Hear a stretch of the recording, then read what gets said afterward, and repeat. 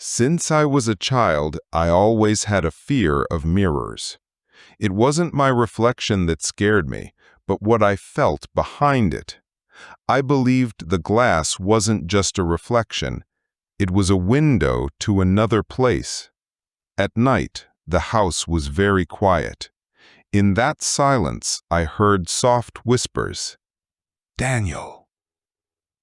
I covered myself with the blanket and counted to 100, hoping the silence would return. My parents said it was just my imagination. One night, when I was 8, the mirror reflected a dense black shadow that was right behind me. I screamed, and my parents came running. The shadow had been real. I couldn't forget that image. When I grew up, I moved to another city, far from that mirror. I thought I left that fear in the past. But a few months ago, my mother called me. "Dad has passed away. You must return to the house." I didn't want to, but I had to go. When I arrived, the house was the same. The mirror was there, facing the bed. It was large and dark as always. I sat on the bed and looked at my reflection. But for a moment, I saw a quick blink behind me in the glass. I blinked too, and it vanished. During the first night, I heard the whispers again.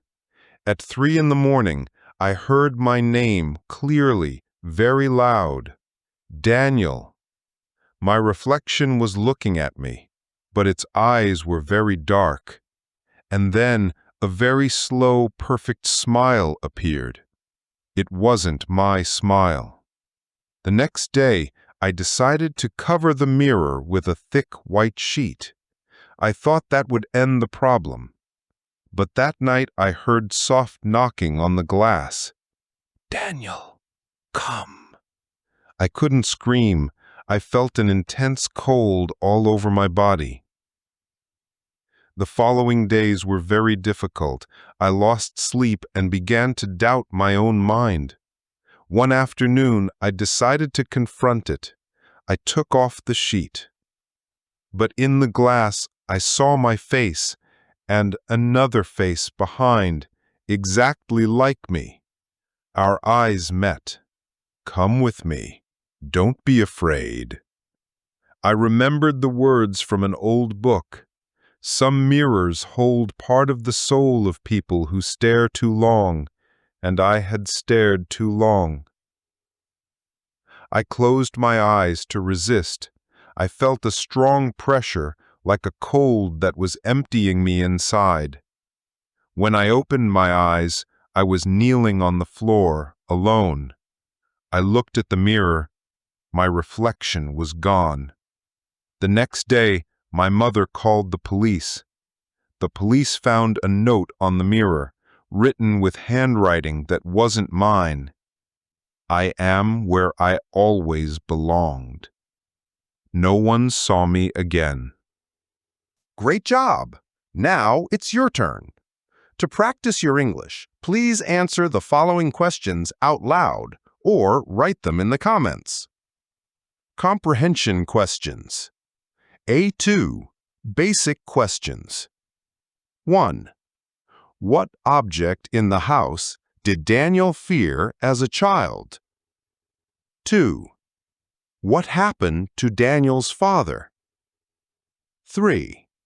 What did Daniel do to try and stop being afraid of the mirror? 4. In the end, what did the police find on the mirror? B1. Reflection and vocabulary questions. 5. What does the phrase, "I left that fear in the past," mean? 6. According to the old book, how did Daniel's double become strong? 7. Why do you think the note said, "I am where I always belonged"? Excellent work! We hope you practiced your past verbs a lot and enjoyed our story. If you liked this type of English practice with stories, please like this video and leave us a comment about which part scared you the most. And remember, if you want more videos to improve your English, subscribe to the channel. See you in the next lesson. Goodbye!